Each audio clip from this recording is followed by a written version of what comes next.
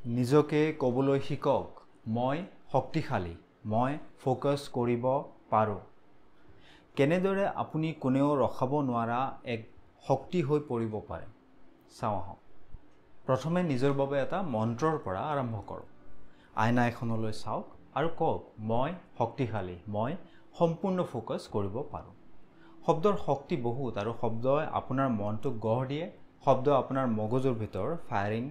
সলনি কৰিব পাৰে অৰ্থাৎ আপোনাৰ মনটো শক্তিশালী কৰিব পাৰে আৰু যি দিশত আপুনি কাম কৰিব লাগে সেই দিশত কাম কৰিবলৈ আপোনাক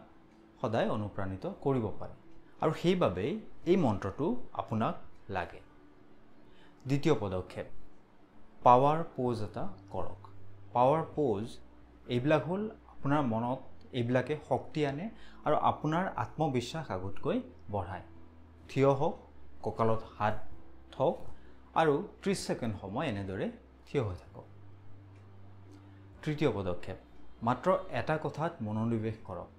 আজিৰ দিনটোৰ বাবে আটাইতকৈ বেছি গুৰুত্ব কোনটো কথাত দিব বিচাৰে হে আপুনি ঠিক কৰি লওক আৰু 30 মিনিট সময় হলেও কেৱল তাকেই কৰক যদি পাৰে বেছি সময় তাত দিব ফোকাস এক সুপাৰ পাৱাৰ ইয়াক গঢ়ি ল'ব পাৰিলে কোনেও আপোনাক আৰু ৰখাব নোৱাৰে যদি এইকেইটা কাম আপুনি কৰে